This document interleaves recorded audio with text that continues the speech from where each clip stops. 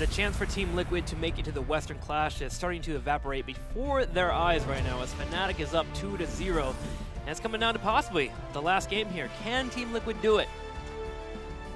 I think they can, but it's unlikely because it's not only that they are down 0-2. For me, more impressive is that Fnatic is making a statement today.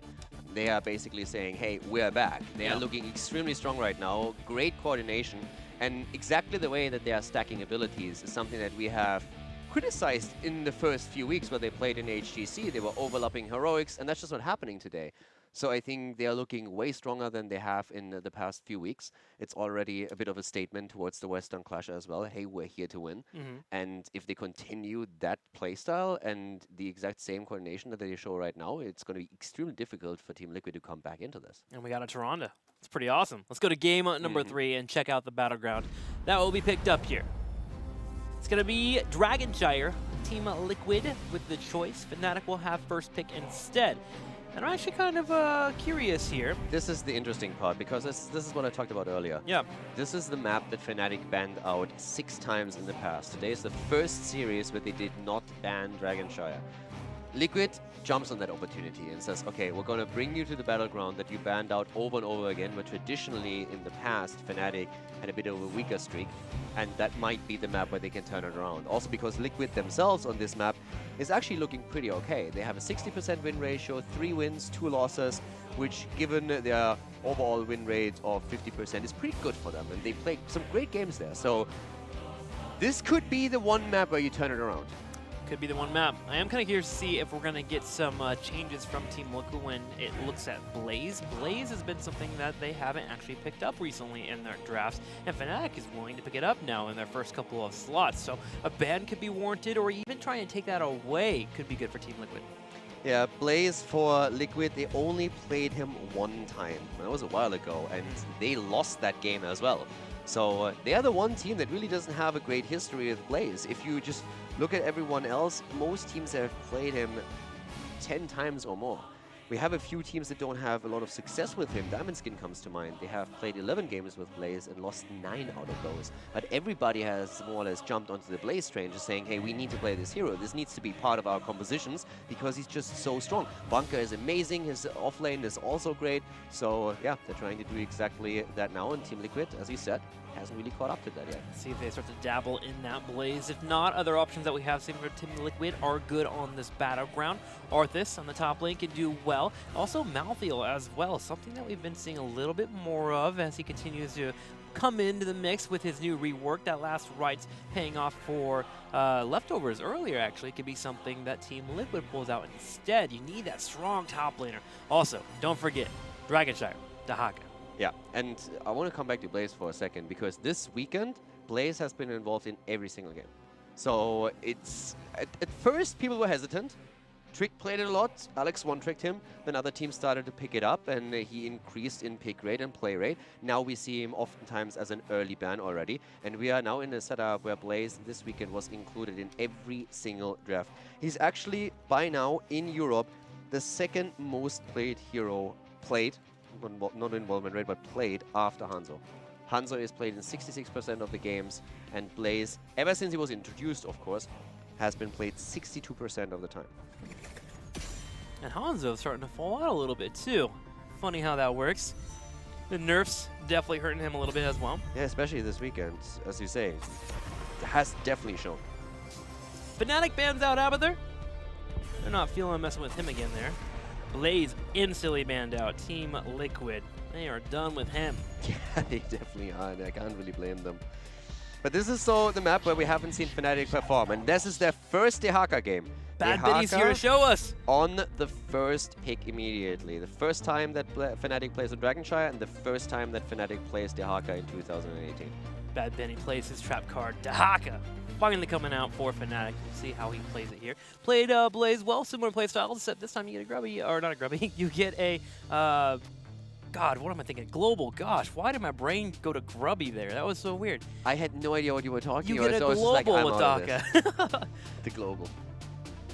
Both start with a G. Both start with a G. That's about as far as they go. That's how my brain works. There's a B in there as well. There's a B in there, yeah. Grub pride for life. All right, so Dahak has been picked up over the other side here for Team Liquid, deciding what they want to do to mix that up against Fnatic. They take Greymane away and grab Uther instead. Greymane is just so interesting to me that we have seen him so highly involved before the changes. Then the change comes in, and on the first day, nobody even touches him. Everybody looks like Greymane's like, ugh, I don't want that. Get that wolf out of here. Now on the second day of the weekend, though, we see Greymane starting to tickle in. First he loses a few, but then the first victory on Fnatic's side looking very strong. And now an old, true and tried, Uther and Greymane. Divine Shield on Greymane, now that he goes more into the melee range. Divine Shield is even more important. Team Liquid could be the second team this weekend that is successful with Greymane, because so far only Fnatic was able to get a win, and that was the victory on Battlefield of Eternity. Diamond Skin has chosen the hero twice against Leftovers earlier and lost both of the games. Fnatic wanting to pull out all the stops here and show what they've been working on back at the lab. Stitches coming in with a Leeming as well. Expecting a support later on to help lock down those targets. Typically you need one with the Stitches. Malfurion would be good, but for now, we'll have a Medivh potentially banned out as Team Liquid is hovering him. I would have been expecting Malfurion to be banned out, to be honest, because the root follow-up after a hook is just fantastic. But they are thinking that Medivh might be the one. And to be honest, there's also a lot of shenanigans that you can pull off with Stitches and Medivh combo. Just simply getting a hook and a gorge, and then the portal comes in and you go for a kidnap combo. Yeah. That works as well. And it's cool looking.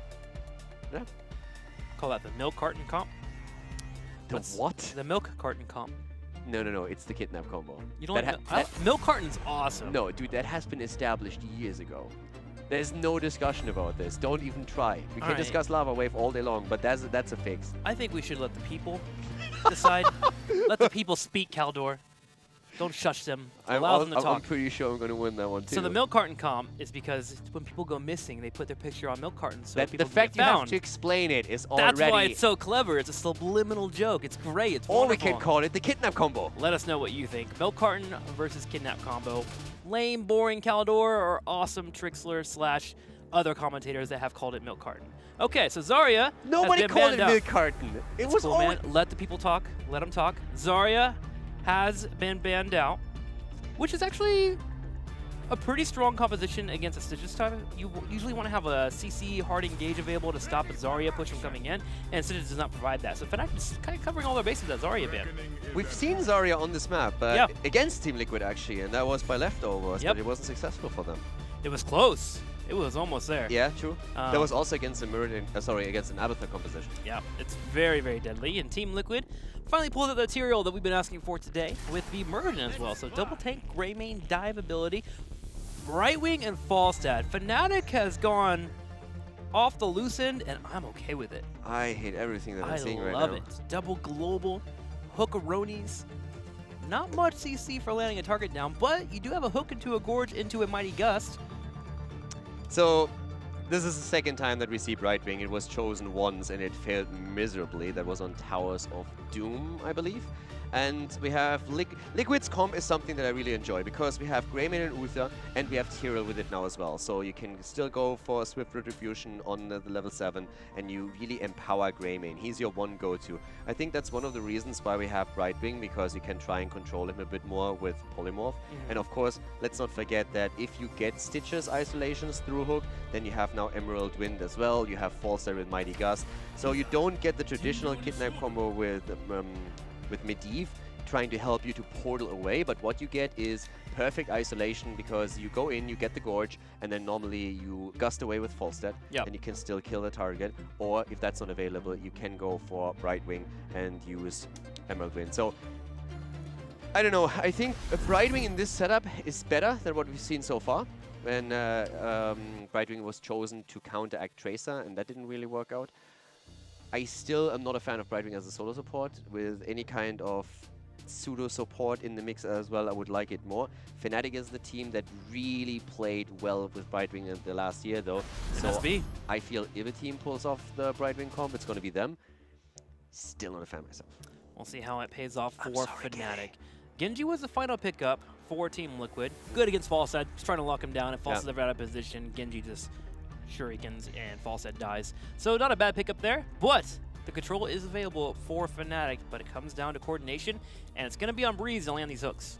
It's the first time that we see a Falstad for Fnatic. Again, Falstad has a rough time in Europe. I think we are currently more and more walking towards where we can officially rename him into Failstad. He's 3-7 currently. Stop smirking. I was trying to move that in, okay, and then you smirk, and you know that throws me off my game. We had that earlier already with the Lau. It was a nice pun. Time for game number 3. Dragonshire, Team Liquid. Hoping to stay in the race for the Western Clash. Fnatic here to snuff that out. Do you know the two old guys from the Muppet Show? Benny and Lenny or whatever the name are? I have no clue, but I'm really afraid that we're getting very close to that. They're usually in a theater in the top right corner just yelling stuff. Just wait a few years, that's going to be us.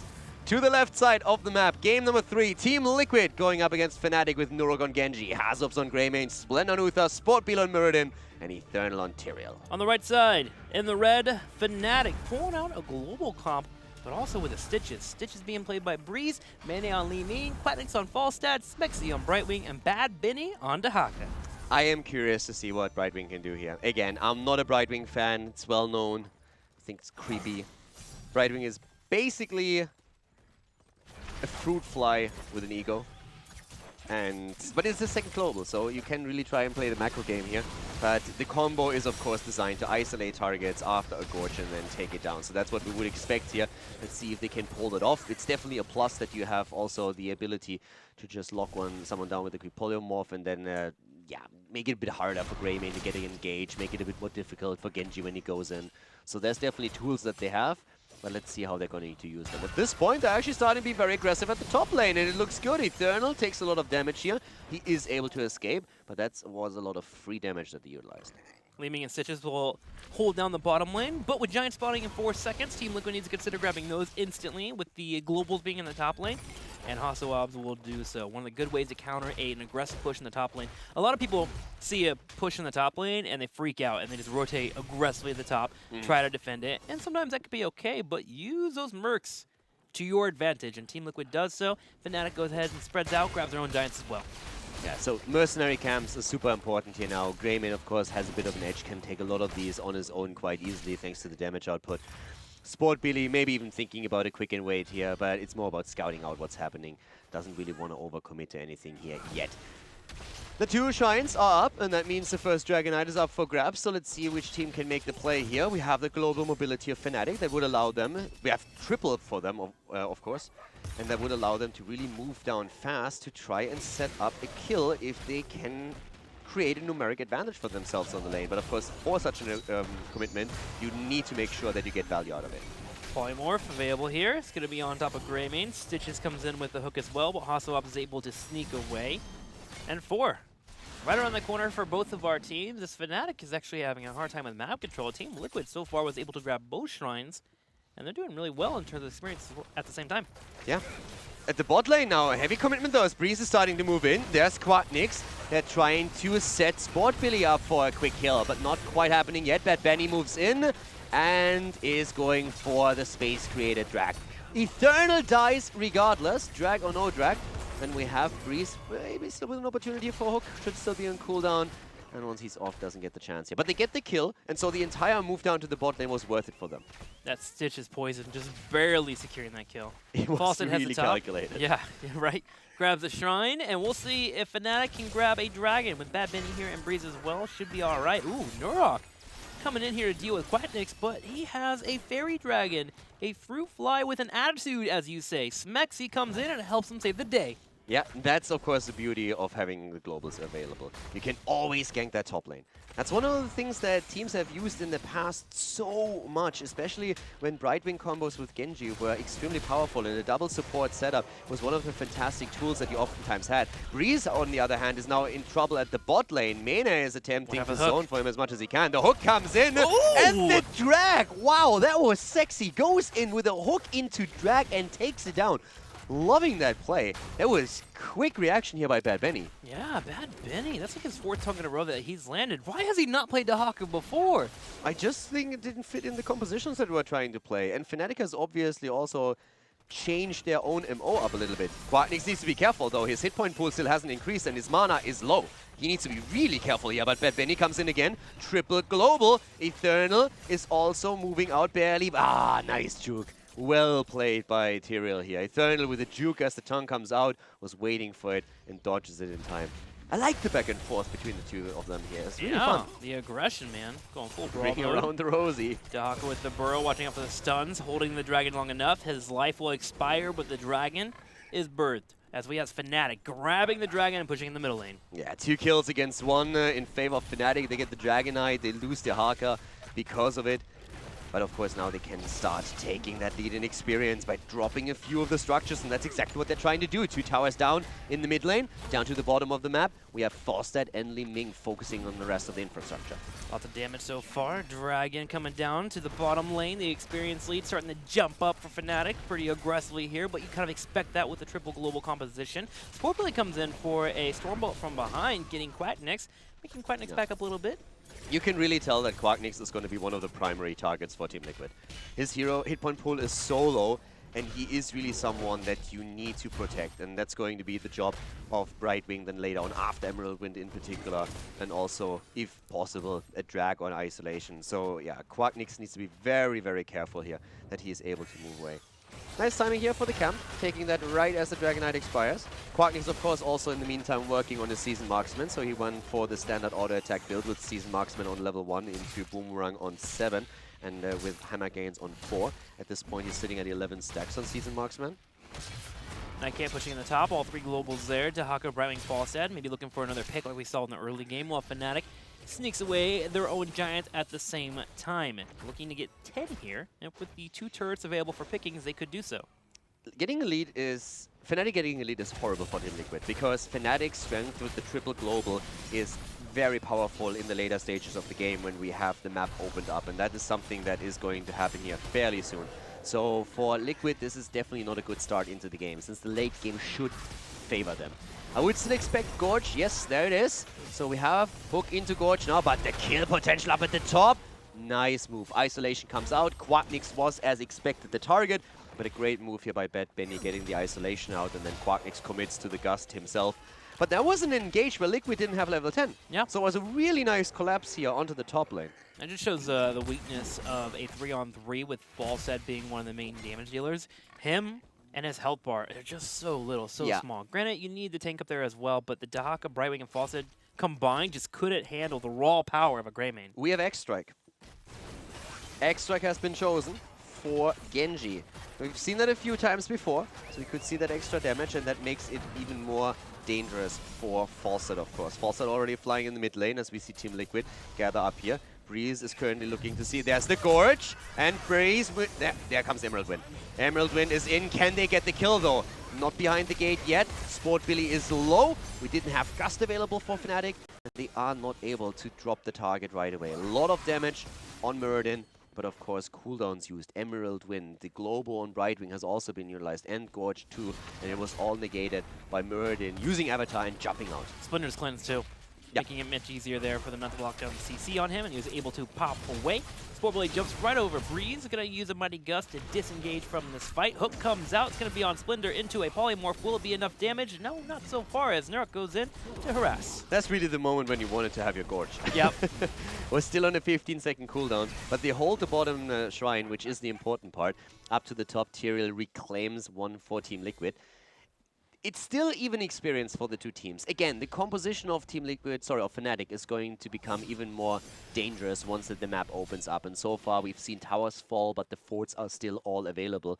So once there's more space, Team Liquid will have a harder time dealing with those globes. At least should have. There's the hook.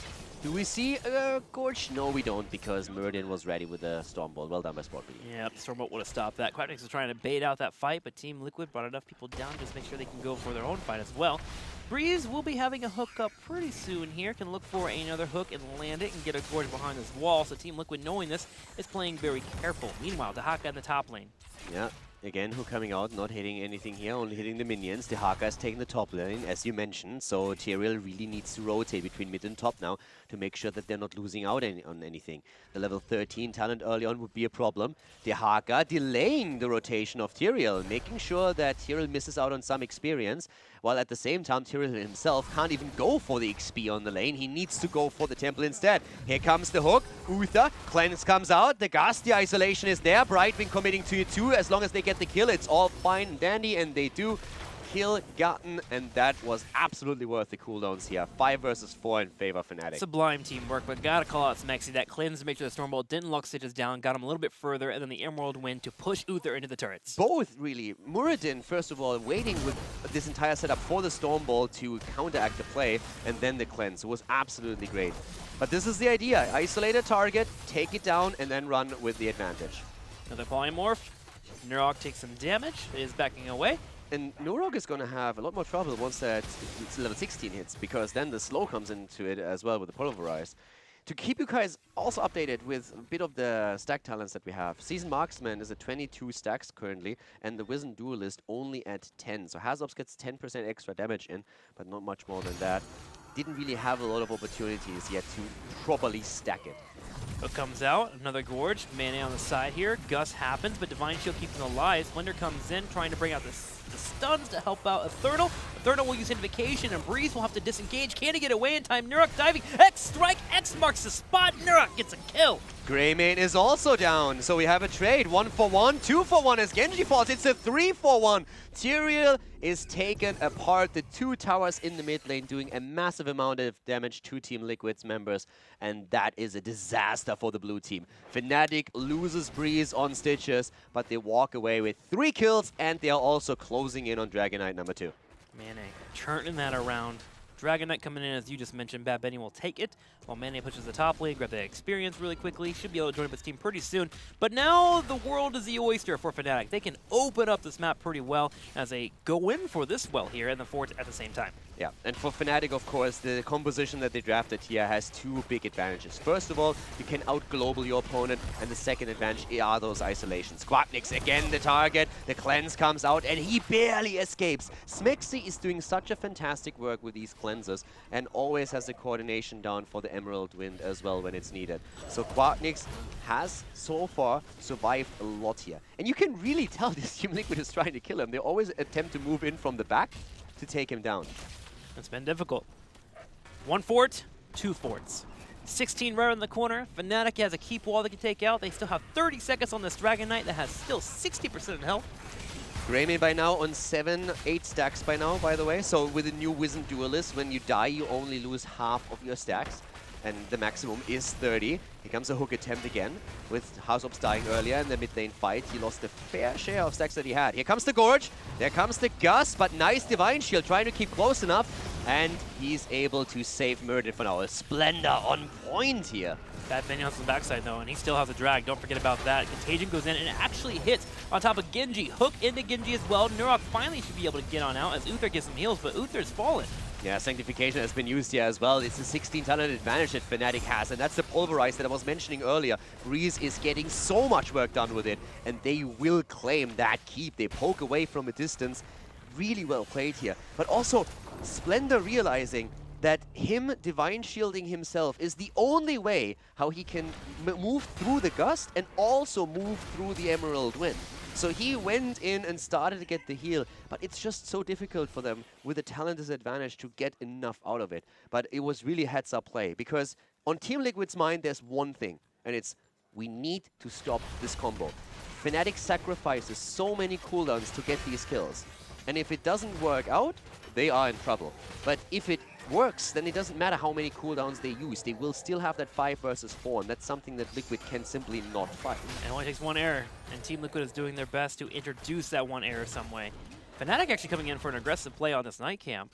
They're coming in with it. Bad Benny on the front line. Can he get the heal? Sportbilly controlling the space a little bit too well.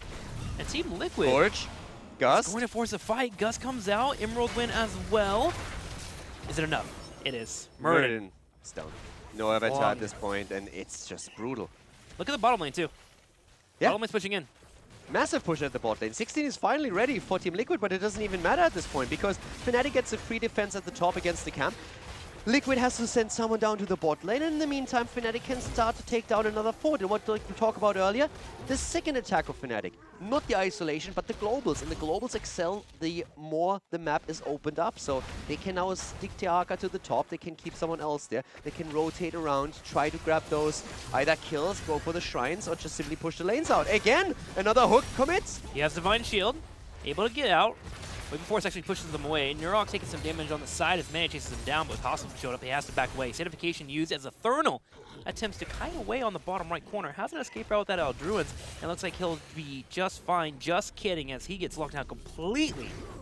10 kills against 2. Another Dragonite is up. Currently, Fawcett has 35 stacks on Season Marksman, so it's starting to hurt even more. Quacknick's in trouble, gets out again, but look at this. Muradin is dead. He's more dead than alive at this point. He just came back. Another Divine Shield.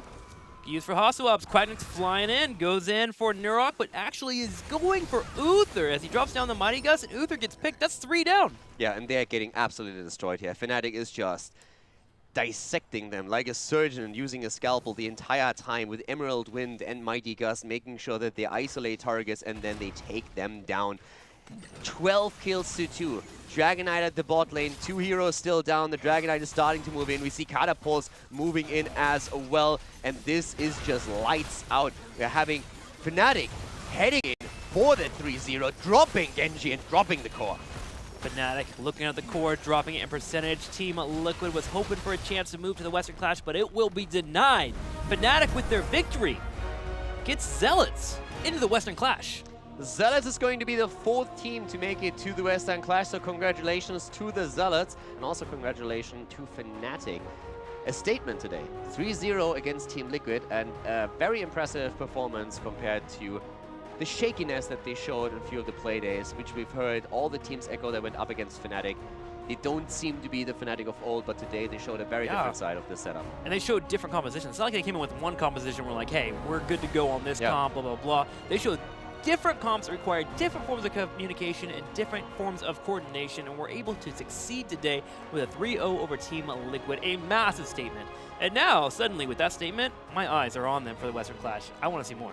Yeah, definitely. And of course, we just saw Team Dignitas lose, so all of a sudden we're heading into the Western Clash, and the question is Dignitas going to be as dominant as they were until the last playday? Will Fnatic step it up here? And yeah, Fnatic also making Brightwing as a solo support happen, playing with the global and going for the isolation kills that we expected, never taking any poke battles.